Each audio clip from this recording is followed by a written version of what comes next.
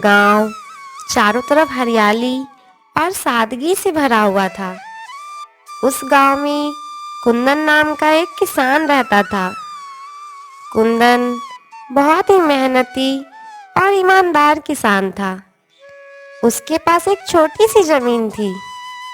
उसमें वह दिन रात मेहनत और लगन से काम करता था।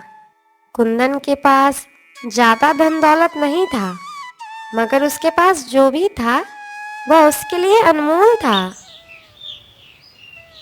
अरे भाग्यवान, मुझे जल्दी से खाना दे दो, मुझे जल्दी जाना है। हाँ जी, मैं आपका खाना अभी निकाल देती हूँ। मगर सुनिए जी, आप इतनी जल्दी में क्यों हैं? आप तो इस तरह से परेशान हो रहे हैं जैसे कि आपको किसी खास जगह पर जाना है। भाग्यवान, मुझे आज खास जगह पर ही जाना है। आज मुझे जमींदार जी ने अपने घर पे बुलाया है। क्या आपको जमींदार जी ने बुलाया है? भला ऐसा क्या खास काम आ गया है जो उन्होंने आपको बुलाया है? पता नहीं भाग्यवान, अब तो वहां जाकर ही पता चलेगा कि उन्होंने मुझे क्यों बुलाया है। रूपा कुंदन को खाना देती है। सुनिए जी, आपसे एक बात करनी थी। जमींदार जी के घर से आप जल्दी ही घर आ जाइएगा। रूपा, तुम ऐसा क्यों बोल रही हो? कुछ बात है क्या? मैं नहीं चाहती कि आप ज्यादा देर तक घर से बाहर रहें। रास्ते ठीक नहीं हैं और अब ठंड भी पड़ने लगी है। अच्छा ठीक है, मैं समय पर घर आ जाऊंगा। इतना कहकर कुंदन घर से चला जाता है और वह दिन भर खेत में काम करता है। और जैसे ही शाम होती है, कुंदन जमींदार जी के घर पर जाता है। आओ आओ कुंदन, और बताओ सब कैसा चल रहा है? सब ठीक है ना? और सब कामकाज कैसा चल रहा है तुम्हारा?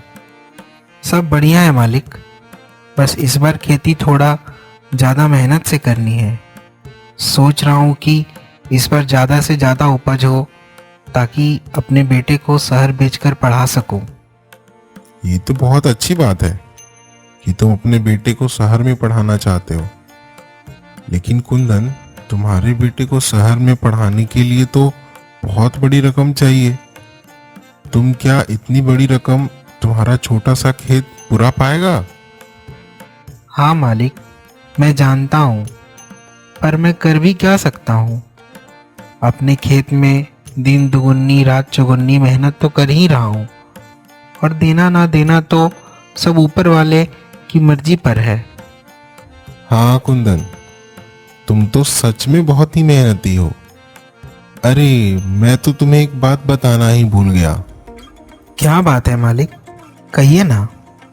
मेरी गेहूं की बोरियां अपनी बैलगाड़ी से शहर पहुंचाना है। अगर तुम मेरा ये काम कर दो तो बदले में मैं तुम्हें अपनी 5 बीघा जमीन तुम्हें जोतने के लिए दे दूंगा, और उसका कोई भी किराया पैसा तुम्हें मुझे नहीं देना होगा। मालिक, क्या आप सच कह रहे हैं? इतना बड़ा सौदा, और वो भी मेरे लिए? कुंदन, आज तक मैंने कभी भी झूठ नहीं बोला। यह तुम्हारी ईमानदारी और मेहनत को देखते हुए तुम्हारे लिए मेरी तरफ से एक छोटा सा तोहफा है। तुम अपने बेटे को शहर में पढ़ाओ लिखाओ, उसे एक बड़ा आदमी बनाओ। मैं आपका ये बोरियां जरूर शहर पहुंचाऊंगा, और आपकी ज़मीन में मैं इस बार ऐसी मेहनत करूंगा कि आपकी फसल दोगुनी होगी। आपका यह एहसान मैं कभी नहीं भूलूंगा।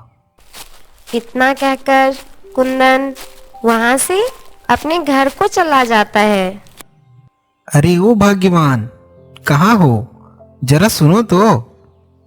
तभी वहां पर रूपा आती है। अजी, क्या हुआ जी? आप बड़े खुश दिखाई दे रहे हैं। एक बहुत अच्छी खबर लाया हूँ। जमींदार साहब मुझे अपनी 5 बीघा जमीन खेती के लिए दिए हैं, और उसके फसल से वे कुछ भी नहीं लेंगे। हाँ जी, यह तो बहुत अच्छी बात है। ऐसा मौका हर किसी को कहाँ मिलता है। अगर ऐसा हुआ तो हमारे पास भी अच्छा खासा पैसा आ जाएगा। अब लग रहा है कि हमारा दिन बदलने वाला है। अब हम अपने बेटे को शहर भेजकर अच्छी शिक्षा देंगे। मैं उसकी जिंदगी में हर वो चीज दूंगा जो मुझे नहीं मिला। अब मुझे मेरा सपना सच होता हुआ दिख रहा है। पिताजी, शहर से लौटते समय मेरे लिए समोसा लेते आना। मुझे समोसा बहुत अच्छा लगता है। ठीक है बेटा, मैं तुम्हारे लिए समोसा ले आऊंगा। और भी कुछ चाहिए तुम्हें? अगले दिन कुंदन घर से जल्दी निकल जाता है और जमींदार जी के यहाँ जाता है और वहाँ से बोरियां अपनी बैलगाड़ी में रखकर शहर के लिए निकल जाता है। बोरियां लेकर कुंदन शहर मोहक लाल के पास पहुँचता है। तब मोहक लाल कुंदन से कहता है, अरे कुंदन, तुम्हारा यहाँ शहर में कैसे आना हुआ? तुम यहाँ क्या कर रहे हो? अरे काका, जमींदार जी ने आपके यहाँ बोरियां पहुंचाने को बोला था। अरे हाँ कुंदन, मैं तो भूल ही गया था। जाओ, हमारे यहाँ बोरियां तुम रखवा दो। हाँ हाँ काका, आप फिक्र मत करो, मैं रखवा दूंगा। अरे तुम तो बहुत दूर गांव से आए हो, तो चलो कुछ नाश्ता पानी कर लो। मैं तुम्हारा ज़्यादा समय नहीं लूँगा।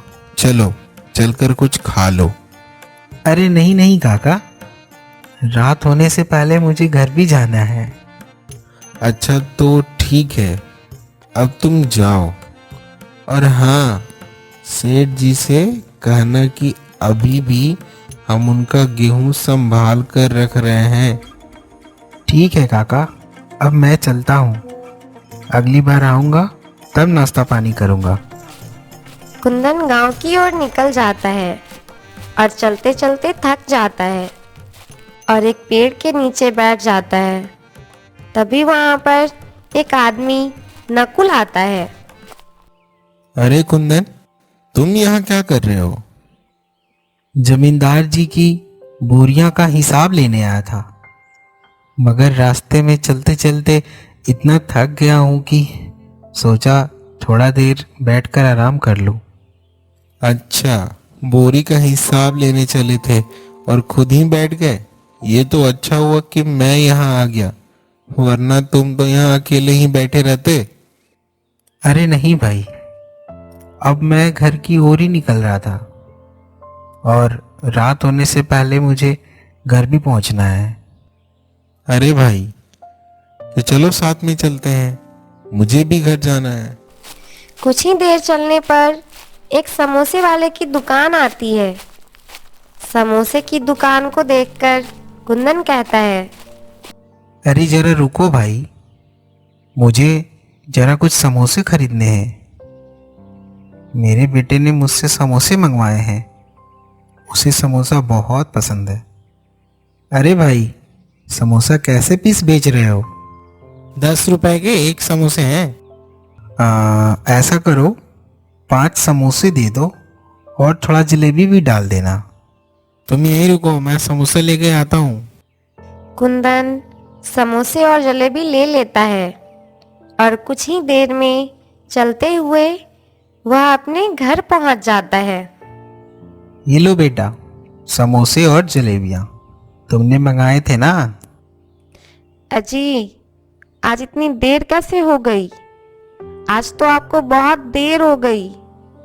मैंने आपको कितनी बार बोला है कि घर हमेशा समय पर आ जाया कीजिए, मगर आप हमेशा किसी न किसी काम में व्यस्त हो जाते हैं और समय पर घर ही नहीं आते।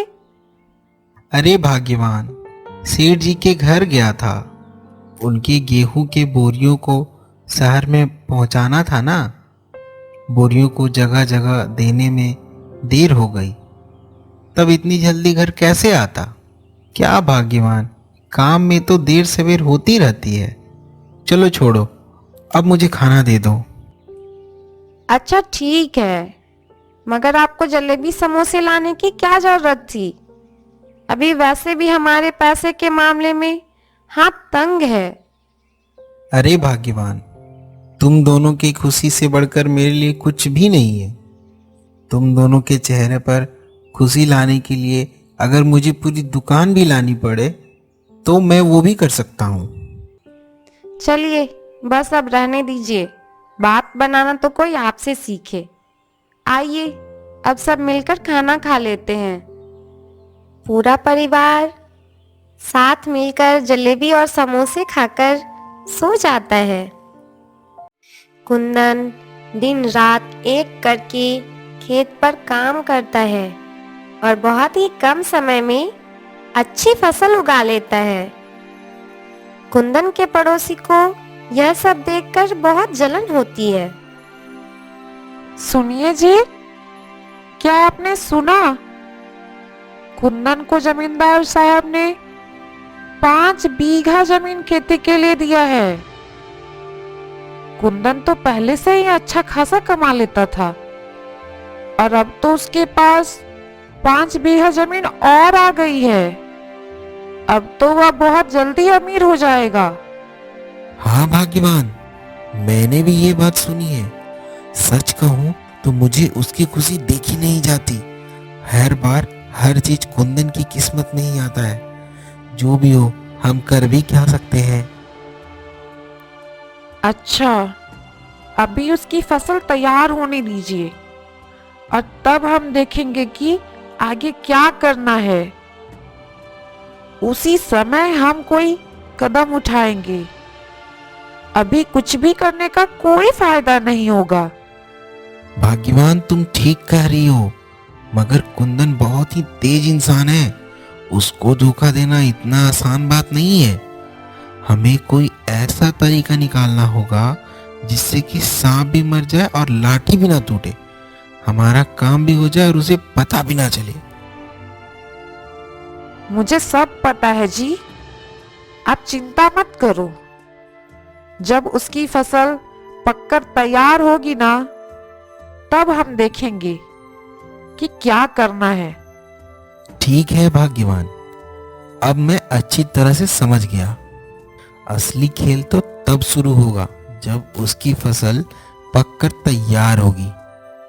तब देखता हूँ। अब मैं भी चुप नहीं बैठूंगा, समय आने दो।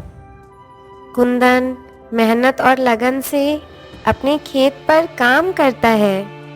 अच्छी फसल उगाने के लिए वो अपना जी जान लगाकर मेहनत करता है। उसकी मेहनत का पसीना यह गवाही दे रहा था कि उसकी फसल कितनी अच्छी होने वाली है। ऐसे ही कुछ समय बीत जाता है और कुंदन की फसल पककर तैयार हो जाती है। सुनिए जी, कुंदन की फसल पककर तैयार हो गई है। यही सही समय है। हमें कोई ना कोई कदम उठाना होगा। हम ऐसे नहीं छोड़ सकते उसे। अरे भाग्यवान, इस बार तो उसे हमें ऐसा सबक सिखाना होगा, मगर समझ नहीं आ रहा कि क्या किया जाए। हम उसकी फसल को कैसे बर्बाद करें।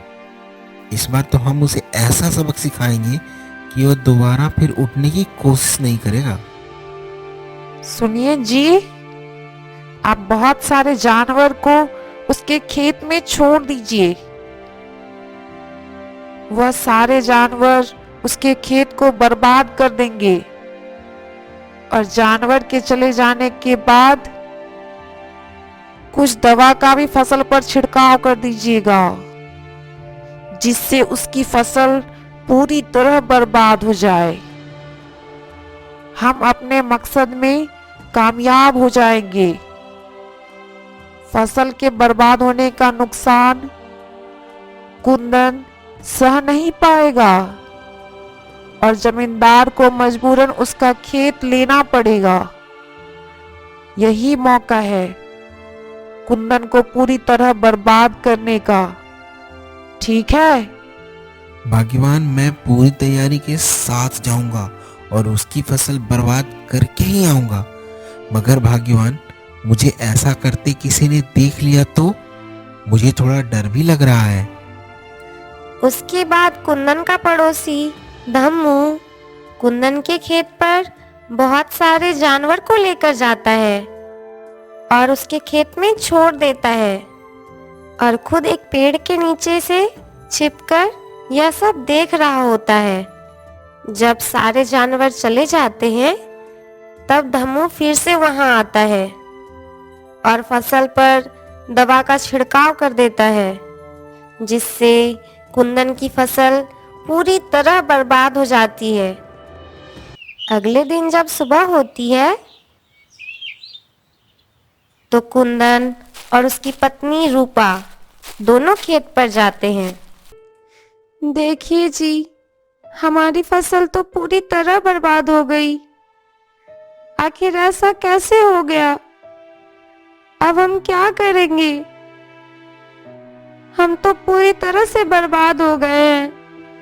हाँ भाग्यवान, तुम ठीक कह रही हो। हमारी सिर्फ फसल ही नहीं बर्बाद हुई है, हमारे सारे सपने भी टूट गए हैं। इस फसल को उगाने के लिए मैंने न दिन देखा न रात, दिन रात लगातार मेहनत करता रहा और वो भी एक झटके में मेरी सारी मेहनत बर्बाद हो गई। कुंदन अपनी फसल की ऐसी स्थिति को देखकर बहुत ही मायूस हो जाता है। वह अंदर से बिल्कुल टूट जाता है। तब कुंदन की पत्नी उसे हिम्मत देते हुए कहती है, सुनिए जी, आप मायूस मत होइए। यह जिसने भी किया है ना, उसने हमारी हिम्मत को तोड़ने की कोशिश की है, लेकिन हम हार नहीं मानेंगे। हम मेहनत करने वाले लोग हैं, एक बार फिर उठ खड़े होंगे। रूपा, हमारी फसल का इस तरह से बर्बाद हो जाना कोई हादसा नहीं है, बल्कि किसी ने सोच समझकर ये काम किया है। कोई हमें आगे बढ़ता नहीं देखना चाहता, मगर साजिश करने वाला ये नहीं भूले कि ईश्वर सब कुछ देख रहा है। ईश्वर की लाठी में आवाज नहीं होती, उसको एक ना एक दिन अपनी करनी की सजा जरूर मिलेगी। कुछ दिन बाद कुंदन के घर पर जमींदार आता है। अरे घर में कोई है क्या? ये कुंदन, घर में हो क्या भाई? जरा बाहर तो आना। कुंदन और उसकी पत्नी दोनों घर के बाहर आते हैं। सुनो कुंदन, मुझे पैसे चाहिए। मैंने अपनी 5 बीघा जमीन खेती करने के लिए दी थी, तो अब मुझे आधे पैसे दे दो। मेरे घर में जरूरी काम आ गया है। मालिक, मैं आपको कैसे बताऊं? मैंने दिन रात एक करके अच्छी फसल तैयार की थी, मगर पता नहीं कैसे फसल पकने पर किसी ने उसे पूरी तरह से बर्बाद कर दिया है। मेरी सारी मेहनत बर्बाद हो गई मालिक, मेरे पास कुछ भी नहीं बचा है। देखो कुंदन, मेरे साथ झूठ बोलने की कोशिश मत करना। ये सारे बहानेबाजी मेरे साथ नहीं चलेगी। मैंने तुम्हें खेती करने के लिए इतनी बड़ी जमीन दे दी और तुम अब पैसे देने का समय आया तो झूठ बोल रहे हो। मैं आपसे झूठ नहीं बोल रहा हूँ, ये बात बिल्कुल सच है। मैं कोई बहानेबाजी नहीं कर रहा मालिक। मैं तो खुद अपने बेटे को शहर भेजकर पढ़ाने का सपना देख रहा था, मगर मेरे सारे सपने धरे के धरे रह गए। मेरा सारा सपना टूट गया। देखो कुंदन, मुझे तुम्हारे सपने से कोई लेना देना नहीं है। मुझे तो बस मेरे पैसे चाहिए। अगर तुम मुझे पैसे नहीं दिए तो तुम अपना खेत भी भूल जाओ। मैं तुम्हारे खुद की 5 बीघा जमीन भी अपने कब्जे में ले लूंगा, और अगर जरूरत पड़ी तो तुम्हारा घर भी ले लूंगा। जमींदार कुंदन का घर और जमीन दोनों अपने कब्जे में ले लेता है। बेघर हो जाने के बाद कुंदन अपनी बीवी और बच्चे को लेकर शहर की ओर चल देता है। पिताजी, मैं चलते चलते बहुत थक गया हूँ और मुझे बहुत जोर की भूख लगी है। मुझे तो कुछ भी समझ में नहीं आ रहा कि अब मैं क्या करूं। आप हिम्मत मत हारिए, मैं कुछ करती हूँ। कहीं से खाना मांग कर देखती हूँ, शायद कुछ मिल जाए। रूपा एक घर की तरफ जाती है और घर के सामने खड़े होकर आवाज देती है, सुनिए, घर पर कोई है? सुनिए ना, घर पर कोई है? थोड़ा सा खाना दे दीजिए, मेरी मदद कीजिए। आपका बहुत बड़ा एहसान होगा मुझ पर। मेरा बच्चा भूखा है। अब तो घर में खाना बचा ही नहीं है, सभी लोगों ने खाना खा लिया है और खाना खत्म हो चुका है। अगर तुम थोड़ा पहले आती तो शायद थोड़ा खाना भी मिल जाता। अब तो घर में खाना ही नहीं बचा है, तो मैं तुम्हें खाना कहाँ से दूं? तुम किसी और से खाना क्यों नहीं मांग के देखती हो? शायद तुम्हें वहाँ खाना मिल जाए। रूपा मायूस होकर वापस आ जाती है। क्या हुआ भाग्यवान? क्या तुम्हें कहीं भी खाना नहीं मिला? मैं जानता था इस गांव में अब हमारी मदद कोई भी नहीं करेगा। चलो हम शहर चलते हैं, वहाँ मेरा एक दोस्त रहता है, शायद वह हमारी कुछ मदद कर दे। वह तीनों शहर की ओर निकल जाते हैं। अरे कुंदन भाई, कैसे हो और यहाँ कैसे आना हुआ? और भाभी को भी साथ में लाए हो, बड़ी खुशी हुई तुम्हें यहाँ देखकर। किशन भाई, हमारे नसीब में अब खुशी कहाँ। मैं यहाँ मुसीबत का मारा हुआ आया हूँ। हमने अपना गांव छोड़ दिया है। उस गांव में अब मेरा कुछ भी नहीं बचा। मेरे इतने महीने की मेहनत भी बर्बाद हो गई और जमींदार जी ने मेरा सारा जमीन और घर दोनों अपने कब्जे में ले लिया है। हमारे पास अब रहने का ठिकाना तक नहीं बचा। हम जाए तो जाए कहाँ? इसीलिए मैं आपके पास आया हूँ। अब आप ही हमारी कुछ मदद कर दें। कुंदन भाई, तुमने तो बहुत अच्छा किया कि तुम यहाँ चले आए। मैंने दूसरी जगह पे घर ले लिया है। आज से तुम और तुम्हारा परिवार इसी घर में रहेंगे। और ये लो कुछ पैसे। अभी तुम्हें इन पैसों की बहुत ज़रूरत है और तुम्हें किसी भी चीज़ की ज़रूरत पड़े तो तुम मुझे बिना किसी हिचकिचाहट के बताना। किशन भाई, तुमने मेरे इस बुरे समय में इतनी बड़ी मदद की है, मैं इसका एहसान कैसे चुकाऊंगा। कुंदन भाई, असली दोस्त वही होता है जो बुरे समय में तुम्हारे साथ खड़ा हो। और तुमने तो अपनी दोस्ती और ईमानदारी से हमेशा अपनी दोस्ती का फर्ज निभाया है। इसलिए अब मेरा भी फर्ज बनता है कि मैं तुम्हारे बुरे समय में तुम्हारी मदद करूं। यह घर तुम्हारा है। किशन भाई, आप हमारे लिए किसी भगवान से कम नहीं हैं। जब सब लोगों ने हमसे मुंह फेर लिया, तब आपने हमें सहारा दिया। मैं और मेरा परिवार आपका ये एहसान कभी नहीं भूलेगा। अच्छा ठीक है कुंदन भाई, अब मैं चलता हूँ। उसे रहने के लिए घर तो मिल जाता है, मगर शहर में वह रहकर खाएंगे क्या और करेंगे क्या, यह उनके लिए सबसे बड़ी समस्या बन चुकी थी।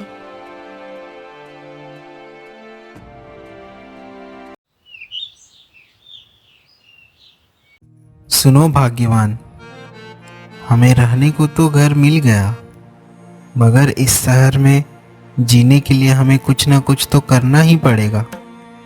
लेकिन मैं क्या करूं? मुझे कुछ समझ में नहीं आ रहा। तभी रूपा के मन में एक ख्याल आता है और वह कुंदन से कहती है, अजी, आप चिंता मत कीजिए, मेरे मन में एक ख्याल आया है। आपके दोस्त ने जो कुछ पैसे दिए हैं ना, उसे बाजार में ले जाकर आप समोसे बनाने की सामग्री ले आइए। हम समोसे बनाकर बेचेंगे। और अब सर्दियां भी आ रही है, तो लोग बड़े चाव से सर्दियों में समोसे खाएंगे। अगर हमारे समोसे का दुकान चल गया तो हमारे पास भी अच्छे खासे पैसे आ जाएंगे। ठीक है भाग्यवान, कहीं ऐसा ना हो कि घर में जो थोड़ा बहुत पैसा है वो भी चला जाए और हमारे समोसे का व्यापार भी ना चल पाए। अजी, आप बेकार में ही चिंता कर रहे हो। भगवान पर भरोसा रखो, सब ठीक हो जाएगा। कुंदन बाजार जाकर उन पैसों से समोसा बनाने का सामग्री ले आता है। फिर रूपा उस सामग्री से समोसे बनाती है। रूपा कुछ समोसे बनाकर कुंदन को दे देती है और कुंदन उन समोसों को बेचने के लिए निकल पड़ता है। कुंदन हर जगह आवाज लगाता है, समोसे ले लो, समोसे ले लो, गर्मा गर्म समोसे 7 रुपए में, बस 7 रुपए में हमारे यहाँ के स्वादिष्ट समोसे ले लो। तभी एक औरत कुंदन से समोसे लेने के लिए घर से बाहर आती है। अरे भैया, यह समोसे देखने में तो बहुत ही स्वादिष्ट लग रहे हैं। गरम तो है ना? कैसे दे रहे हो समोसे? बहन, बिल्कुल गरम गरम समोसे हैं, 7 रुपए के एक समोसे। बोलिए बहन जी, कितने समोसे दे दूं? अच्छा ठीक है, 10 समोसे दे दीजिए भैया। कुंदन 10 समोसे उसे दे देता है और पैसे लेकर आगे निकल जाता है। धीरे धीरे करके कुंदन के सारे समोसे बिक जाते हैं और कुंदन घर वापस आ जाता है। रूपा, एक गिलास पानी तो देना जरा, मैं बहुत थक गया हूँ। हाँ जी, अभी लाती हूँ। सुनिए जी, क्या हुआ? क्या कुछ समोसे बिके? हाँ रूपा, हमारे सारे समोसे हाथों हाथ बिक गए हैं। अब रोजाना कुंदन इसी तरह समोसे बनाकर बेचता था और कुंदन का सारा समोसा हाथों हाथ बिक जाता था। इस तरह कुंदन के समोसे का व्यापार अच्छा खासा चलने लगा और कुंदन की अच्छी आमदनी होने लगी। और शहर में ही कुंदन ने एक समोसे और चाय की अच्छी सी दुकान खोल ली। अब उनकी परेशानी बिल्कुल खत्म हो चुकी थी। कुंदन ने अपने बेटे को बाहर पढ़ने के लिए भी भेज दिया था। अब उसके बेटे को अच्छी शिक्षा मिल रही थी। एक दिन कुंदन को अपने गांव की बहुत याद आती है और वह अपनी पत्नी से कहता है, रूपा, मुझे अपने गांव की बहुत याद आती है। शहर में तो भाग दौड़ की जिंदगी है, मगर हमारे गांव में एक अलग ही सुकून है। मुझे मेरे खेत, गांव की मिट्टी, वह अपनापन, मेरे सारे खेत खलिहान बहुत याद आते हैं। अब तो हमारे पास पैसा भी है, हम जमींदार जी से अपनी पुश्तैनी जमीन वापस ले सकते हैं और हम एक नया घर भी बनाएंगे। ऐसा घर जहां उस घर के हर एक कोने में हमारे सपने सजे होंगे। ठीक है जी, अगर आप चाहते हैं कि हम गांव में जाकर रहें तो हम वहीं रहेंगे। वैसे भी वहाँ अलग ही सुकून है। कुंदन अपनी पत्नी को लेकर गांव लौटता है। वहीं दूसरी ओर कुंदन के पड़ोसियों की बहुत ही बुरी हालत थी। वह बहुत ही गरीब हो चुके थे। उनके पास खाने के लिए अन्न का एक दाना तक नहीं था और उन्हें बीमारी ने चारों तरफ से घेर लिया था। उनके मन में बहुत ही पछतावा था। वह कुंदन से मिलकर माफी मांगना चाहते थे। जब उन्हें पता चला कि कुंदन गांव में वापस लौट आया है, तब वह कुंदन के घर जाता है। कुंदन भाई, हमें माफ कर दो। मैं ही वह था जिसने तुम्हारी फसल बर्बाद की थी। तुम्हारे बढ़ते कदम मैं रोकना चाहता था। जलन ने मेरी आंखों पे पट्टी बांध दी थी, पर आज मैं उस पाप का बोझ उठा नहीं पा रहा हूँ। कुंदन, मेरी आत्मा हर दिन मुझे इस गुनाह के लिए कोसती है। इसलिए कुंदन भाई, मुझे माफ कर दो, मैं बहुत ही शर्मिंदा हूँ। तो वह तुम थे धम्मो, जिसने हमसे हमारा घर, हमारी खुशियाँ सब कुछ छीन ली। तुम्हारे कारण मेरे परिवार को कितनी तकलीफ झेलनी पड़ी, कितना संघर्ष करना पड़ा धम्मो। ऊपर वाला सब देखता है, वह कभी भी किसी का बुरा नहीं करता। तुम अपनी गलती मान चुके हो और अपने किए पे पछता रहे हो। इसलिए माफ़ी मुझसे नहीं, ऊपर वाले से मांगो, क्योंकि एक ना एक दिन सबको उसी के पास जाना है और हम सबको गुनाहों की माफ़ी देने वाला वही है। मैंने तो तुम्हें माफ़ कर दिया है। अब तुम घर जाकर ऊपर वाले से भी माफ़ी मांग लेना, वे तुम्हें ज़रूर माफ़ कर देंगे। अब कुंदन जमींदार से अपना खेत और घर दोनों छुड़वा लेता है और वह खुशी खुशी जीवन बिताने लगता है।